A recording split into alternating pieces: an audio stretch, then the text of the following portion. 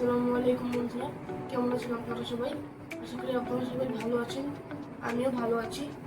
আজকে আমি যাব আমার নানুর বাসা গাজীপুরের কাপাসিয়া।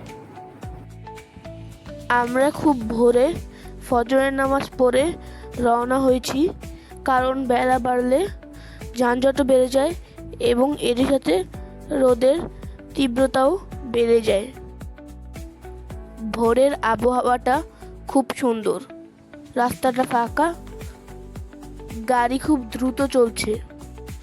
কুড়িল বিশ্ব রোড পার হয়ে এয়ারপোর্ট দিয়ে টঙ্গীর কাছাকাছি চলে এসেছি।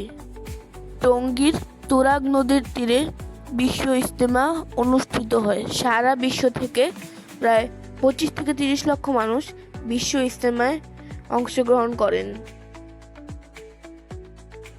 আমাদের সকালের মেনুতে আছে নান, রুটি, সবজি, চিকেন স্যুপ, ডাল এবং চা। গাজীপুরের বিখ্যাত সুরমা হোটেলের খাবারটা কিন্তু খুবই সুস্বাদু ছিল। গাজীপুর জেলায় 5টি উপজেলা রয়েছে। বাংলাদেশের প্রথম প্রধানমন্ত্রী ও স্বাধীনতা সংগ্রামের অন্যতম নেতা তাজউদ্দিন আহমেদ। তিনি 1971 সালে বাংলাদেশের মুক্তিযুদ্ধের সময় প্রধানমন্ত্রীর দায়িত্ব পালন করেন। পরবর্তীতে অর্থমন্ত্রী হিসেবেও দায়িত্ব পালন করেন। 1975 সালে জেলখানায় ঘাতকের গুলিতে তিনি নিহত হন। চারিদিকে শুধু সবুজ ধান ক্ষেত, দেখলেই চোখ জুড়িয়ে যায়। তো বন্ধুরা, আমরা কিন্তু এখন নানু বাড়িতে চলে এসেছি। হঠাৎ করে বৃষ্টি শুরু হয়েছে, তাই বৃষ্টিতে গোসল করছি। অনেকদিন ধরেই আমার বৃষ্টিতে ভেজার ইচ্ছে ছিল, আজকে ইচ্ছেটা পূরণ হয়েছে। দুপুরের মেনুতে ছিল শাক, করলা ভাজি, কচু ভর্তা, কালিজিরা ভর্তা, লাউ, কাতলা মাছের ভুনা, দেশি মুরগি, গরুর মাংস ও ডাল।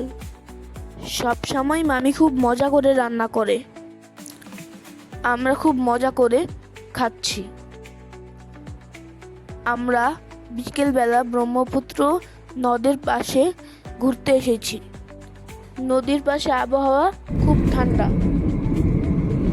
আমরা কাপাসিয়া থেকে ঢাকার উদ্দেশ্যে রওনা দিয়ে দিয়েছি।